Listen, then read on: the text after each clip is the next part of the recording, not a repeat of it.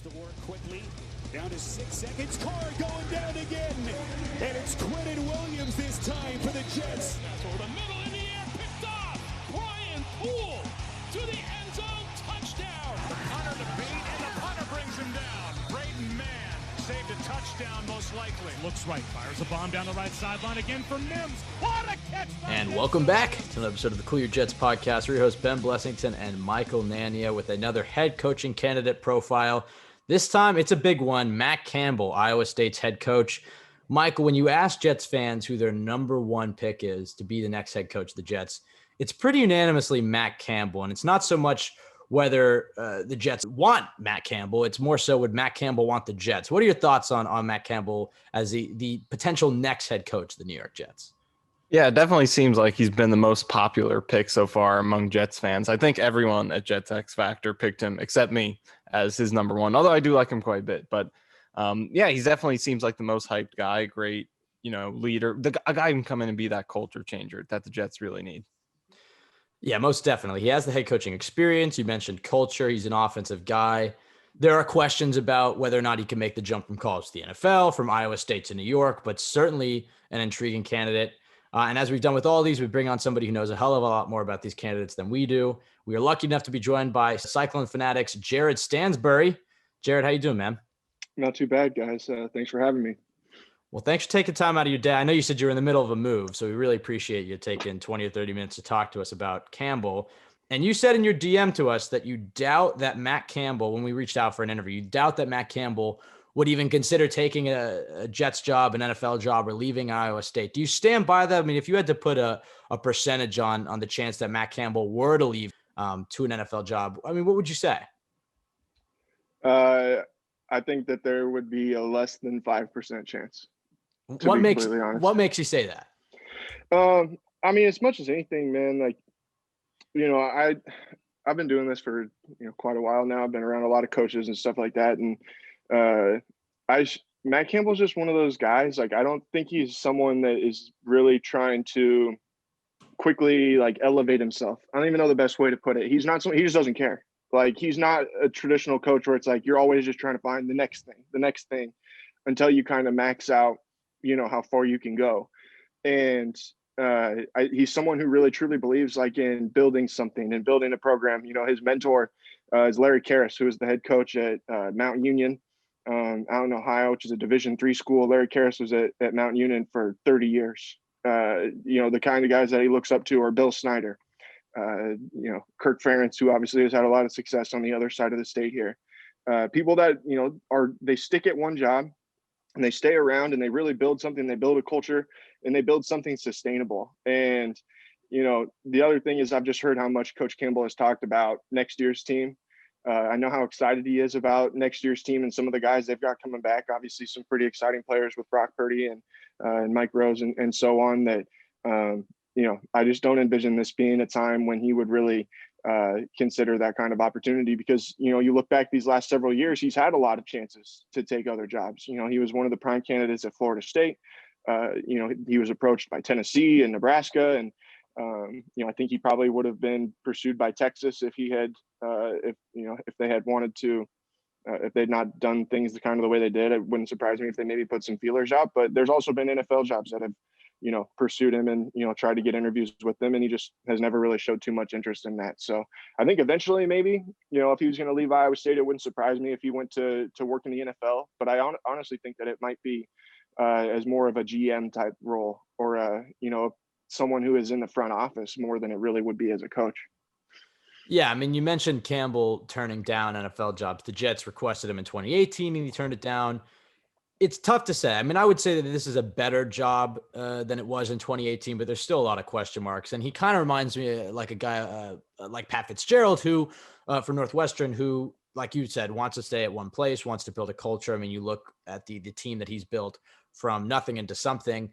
And if he was going to leave to an NFL job, it sounds like he would probably wait until the best possible opening. A team like the Cowboys, a storied franchise, or a team that's a head coach retired, maybe like the Steelers if Tomlin would ever move on, or the Patriots. I mean, something, I don't know if you want to be Belichick's replacement, so you could whack the Patriots off that. But it seems like he would wait until there was a primary job like that. I mean, the Jets are somewhat attractive, but we've had him as the third best opening, but they're clearly not the best in this offseason, and they're probably not going to be the best team that approaches him. So I agree with you. I think it's unlikely, but let's entertain it. Let's say the Jets throw him a blank check, and we've talked about him turning around that Iowa State program. Can you just talk about what Iowa State was like before Matt Campbell got there, and what they've been like since he's got there? Yeah, I mean, I think the best way I can put it is that in the 3 years that I was at Iowa State, I went through my sophomore, junior, and senior year. The Cyclones won 8 games total in those 3 years, and then they've won 8 games in each of the last 4 years. Won 32 games, which is a school record. Iowa State's a program that has never really had any traditional success. This year will be only the 3rd time in school history that they've finished in the top 25 in the postseason, top 25. Obviously just went to their first New Year's Six bowl game. And then the one statistic that people throw around is that they haven't won a conference championship since 1912, and obviously came about 30 yards short of being able to break that streak here this season. And, that kind of plays into this deal as well, where, I think that you make a good point that those marquee jobs and things like that, Matt Campbell is very conscious of when he takes a job, the other things that are surrounding it besides like what actually is happening at that particular school or that particular organization. I said, for example, Florida State. The reality right now at Florida State is you got to dig yourself out of a pretty deep hole, and you've got a pretty big giant that you've got to slay in order to get to where you're competing to win conference championships or national championships. And that's obviously Clemson, who's going to be up there every year. I think the Jets, if you take it into an NFL perspective, are in a similar situation where maybe it's not quite what it was, in 2018 when they still had Tom Brady, but, every year you're kind of chasing Bill Belichick and the Patriots, and that's kind of what you're judged on. If you're going to a place where it's like, okay, the expectation is to win a national championship or win a Super Bowl or, win the division or whatever. And then you see like, oh, I've got to play Clemson every year. Well, okay, it's going to be tough to do that. Oh, I got to play the Patriots twice a year. Okay, well, probably going to be pretty tough to do that. And so he's one of those guys he's really conscious of those things. I think it would have been the same thing that if the Michigan job had come open, it would have been the same kind of scenario where, you look across that division, whether it's obviously Ohio State has things rolling right now. It's going to be tough to be able to win that division year after year. Whereas at Iowa State, with what the Cyclones have been able to do since he's been here, they're not going to go to the Big 12 championship game every year. Obviously, Oklahoma is always going to be the big dog in this league. But I think that he's got the Cyclones to a point now where they're going to be in contention to go to the Big 12 championship game most every season. And if you can just get to that game, well, then you never know what could happen. So that's just one of those things that's where I think that he's changed things here at Iowa State, is that, now he's got Iowa State in a position where they can compete year after year and be a program that can and win at a really high level. And he's just really conscious of being able to do that, because that's what he wants to do above everything else, is build a winning culture, and be able to work with young men. And that's the other thing. I think he really likes working with the kids. And I don't know, how that would change maybe going to the professional level. Yeah, and you mentioned his ability to build that winning culture and also coaching the kids, the younger guys in college, which is obviously a lot different than the NFL. So how would you describe his coaching style, how he's been able to build what he's built at Iowa State? And if he did move to the NFL, do you think his style would translate? See, and that's something funny, because I saw a report today from someone that they said that they thought Matt Campbell was too buddy-buddy with his players to be an NFL coach, which in my mind, like I feel like if you've got a coach, you want a coach that the players are going to like.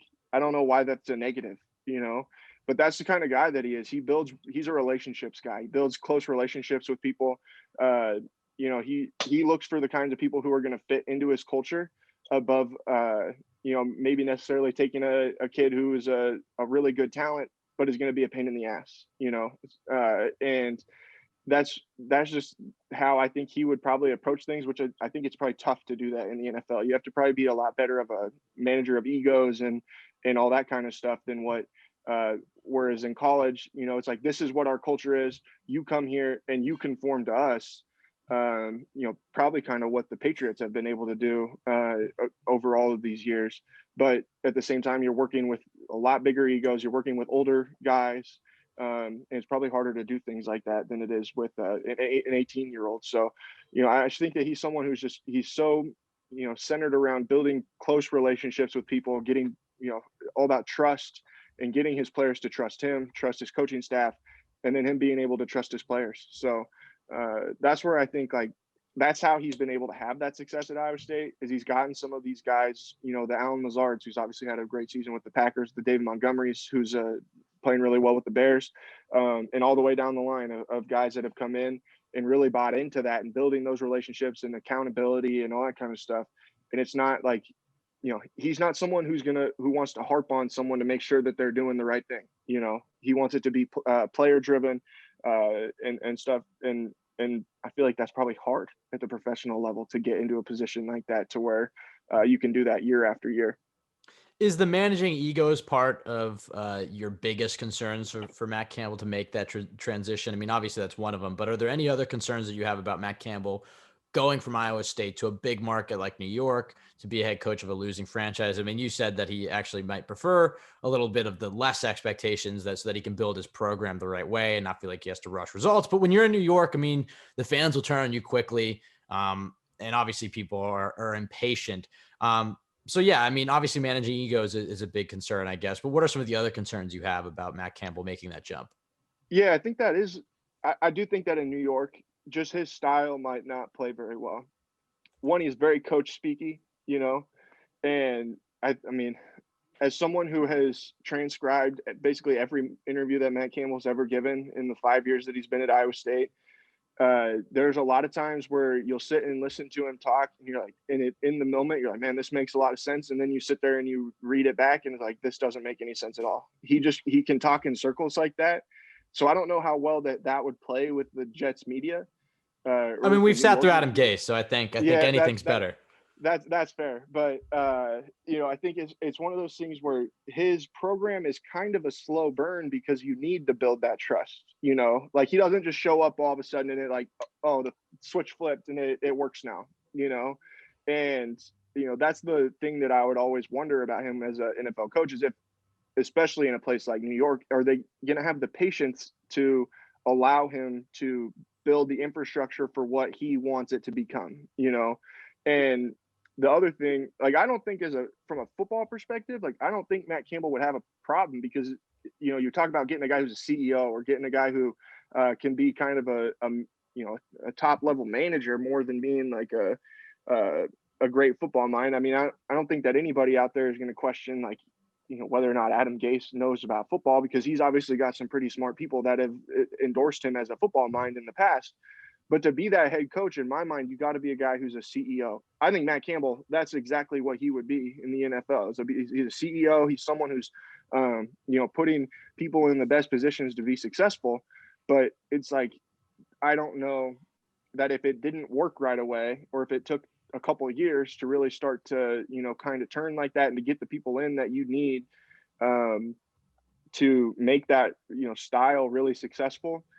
Can he get the patience that he needs from people in a big market, whether it's a New York or even a Dallas? I think that a Dallas would be similar.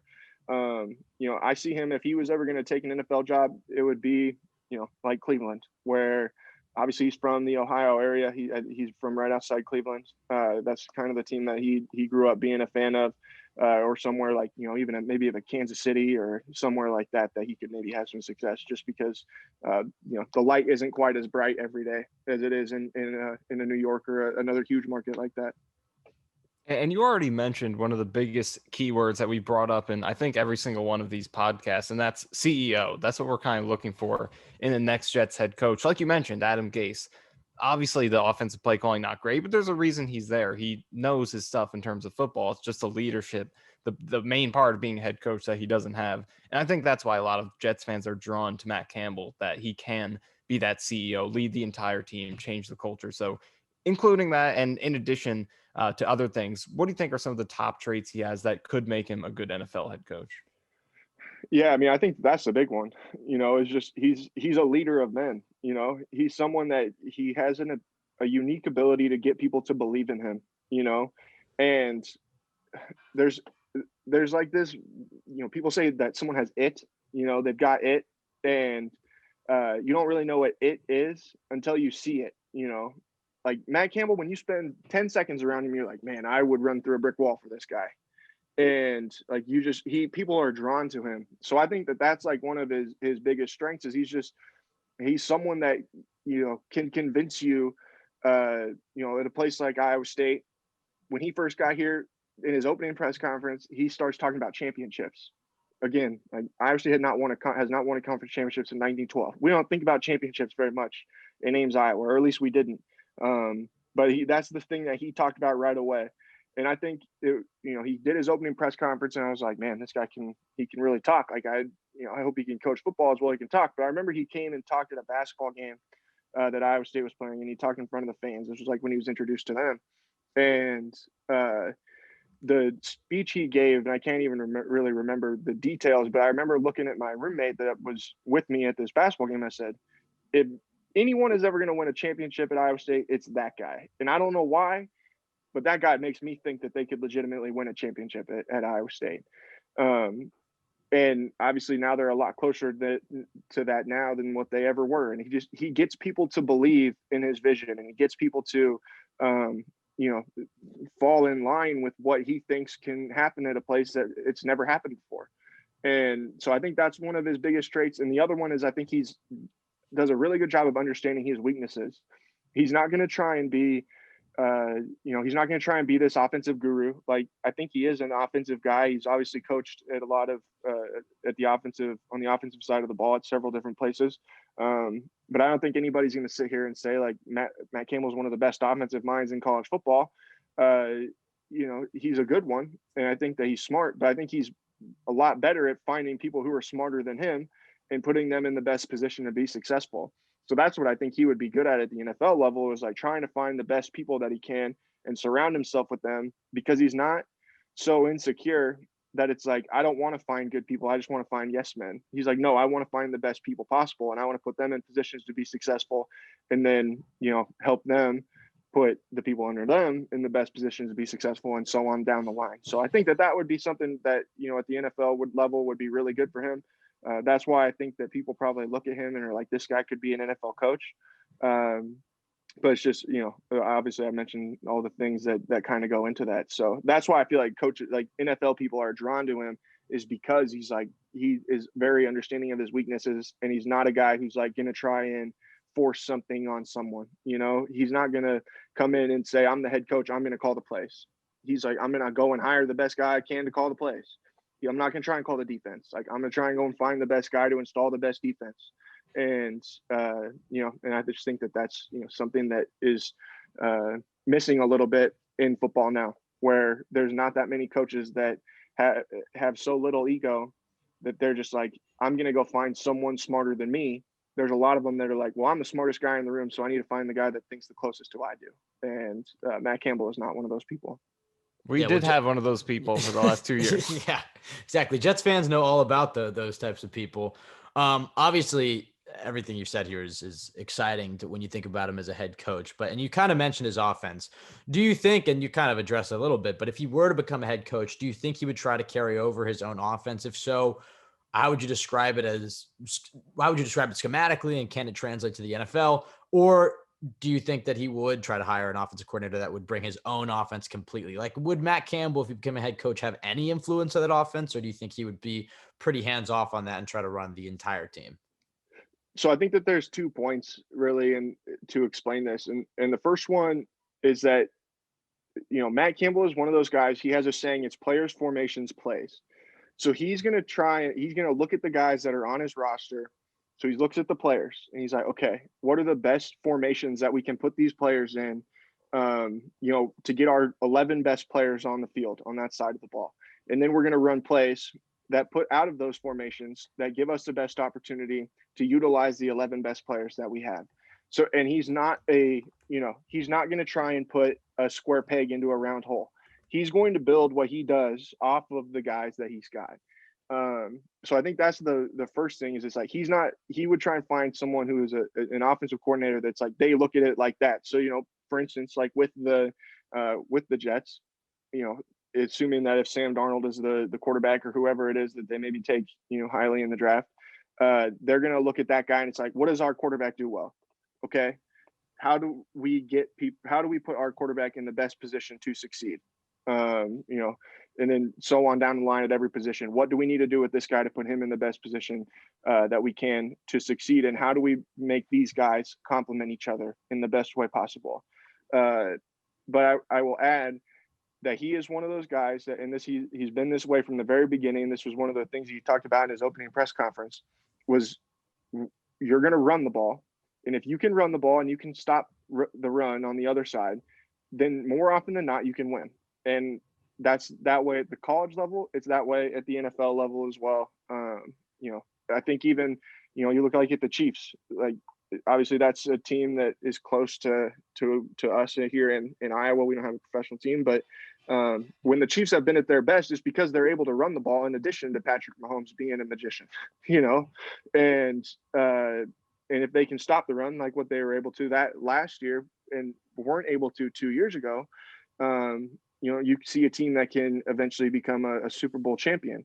So I think that offensively, he wants to put people in the best position to succeed, but at the same time, he wants to run the ball first over everything else. So it would be like trying to get the offensive linemen, the tight ends, the receivers, and the running back and a fullback in a spot to where it's like, okay, we've got the guys that we need in order to run the ball, and we're going to run the ball first, and then we will pass off of that.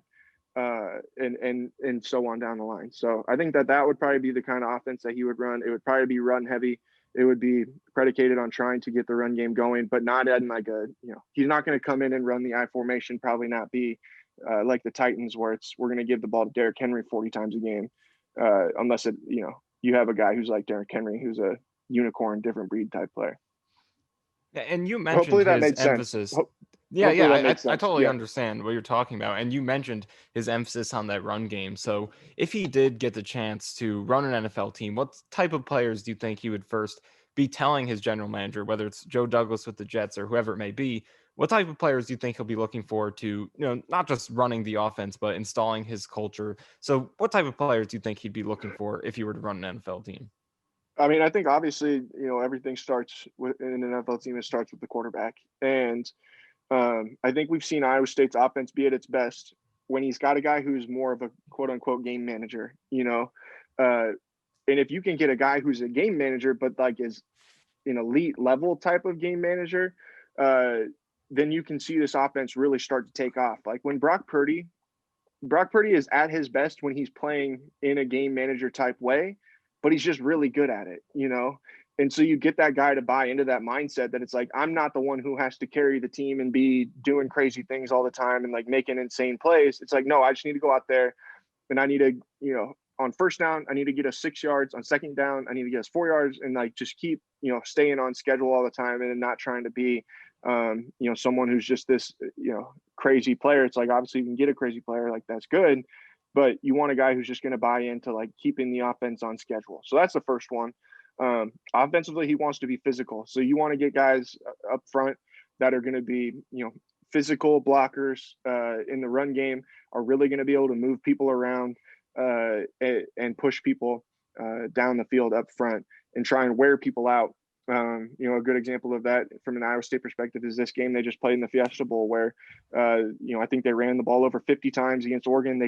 In the time of possession, they had over 46 minutes of time of possession in that game, which is insane. Obviously, if you can keep the ball for 3/4 of the game, you're going to win a lot of times. And so like, that's the kind of stuff that he wants, at the receiver position. I think he just wants to get the best players he can. They like guys that are long. That's who they've had the most success with. The Hakeem Butlers, Alan Lazard type of guys. And then his offense has always done a good job of utilizing the tight ends. I think that would be a position that they would really try and focus on. They've done a good job of finding guys who are able to be adequate blockers and then also be good at catching passes as well, just because of the number of different looks that you can give a team. If you can throw 2 or 3 tight ends out there and those 2 or 3 tight ends all can block and catch passes, and so I think that's where it would be offensively.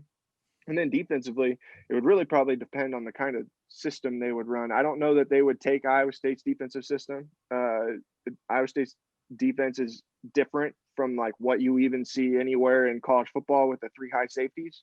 So that would probably depend a lot more on who his defensive coordinator is and what they would try and do there. Than I don't think that they would really try and, I don't know that there's like a set kind of, I don't even know, prototype for what those positions need to be to where I could really break it down, I guess. Well, you kind of touched on it right there at the end, and when you think of college coaches making that transition to the NFL, one of the biggest questions is the type of staff they're going to build, and that was the reason why Matt Rule isn't the Jets coach, is because they wanted to meddle in the staff that he was going to build. They were uncomfortable with a lot of Baylor assistants. If Matt Rule were to make that jump, I mean, what do you think his staff would look like? Do you think he would have a lot of Iowa State guys that he's comfortable, or do you think he would worry about raiding Iowa State staff? So then he would try to, maybe go with other guys across college football, kind of like Rule brought in a guy like Joe Brady that he'd never coached with, but was, from the college ranks. Do you think that he's established any relationships in the NFL in anticipation of potentially making that jump? Just kind of your overall thoughts on what his staff may look like. See, and this is, I'll just be quite frank. I don't know. I don't know how he would approach that, because I think the reality is, first of all, that if Matt Campbell left, there's several guys on the staff who would probably be first in line to get the job to replace him. Whether that's Tom Manning, their offensive coordinator, or John Haycock, their defensive coordinator, or even some other guys that are on the staff. So I think that would kind of be the first piece of that. And I think if John Haycock stayed, who's their defensive coordinator, has been, and I think is one of the best defensive coordinators in the game at the college level. I would find it hard to believe that any of those other guys that are on that staff would leave. And that's just because Campbell brought his entire staff from Toledo with him to Iowa State. So those guys have all more or less, outside of, I think, two different spots on the staff, on both of them on the offensive side of the ball, those guys have all been together for a better part of a decade.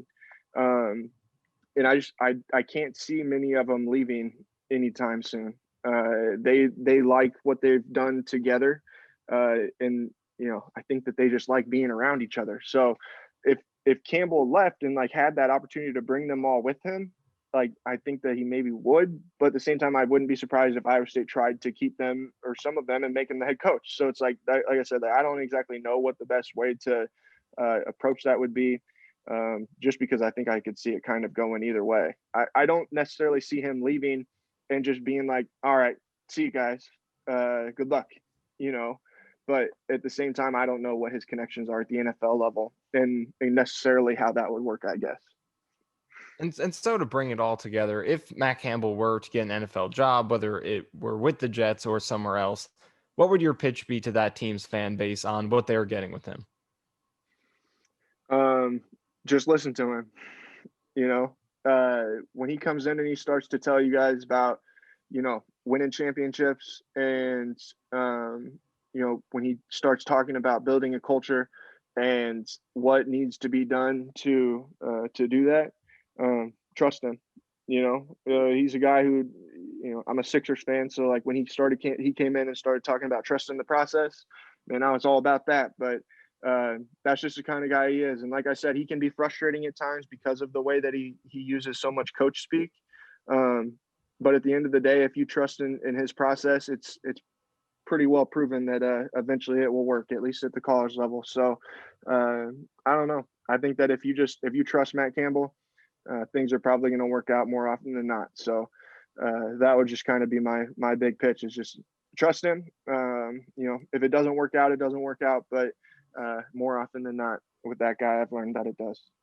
Well, Jared, as I said at the beginning, the question isn't necessarily how much do the Jets want Matt Campbell. It's more so how much does Matt Campbell want the Jets. And if Joe Douglas were to give him a blank check and, bring him in for an interview, maybe they could get it done, but I tend to agree. I think he's probably at Iowa State for a little bit longer. Jared, we appreciate you taking time out of your day to talk to us. Where can our listeners find your stuff?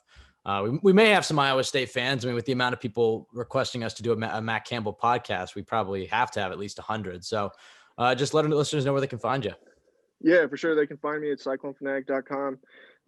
Find our podcast and everything there. And then I'm on Twitter at Jared Stansbury. So you can find me right there. And hopefully I didn't make any enemies in the New York Jets fan base with what I said. But no, man, I think, Coach Campbell's a great coach. It doesn't surprise me that all these teams want him. But I think he's a guy that is going to stick around in Ames, Iowa, and keep trying to build something here for at least a little bit longer.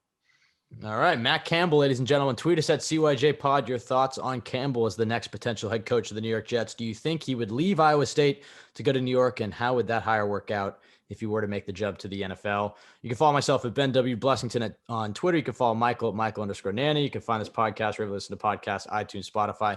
Jets X Factor, the best place to go for Jets content. Matt Campbell, ladies and gentlemen, the favorite from the fans.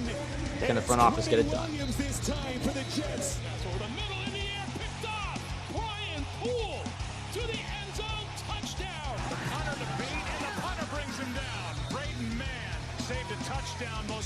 Looks right, fires a bomb down the right sideline again for Mims. What a catch by Denzel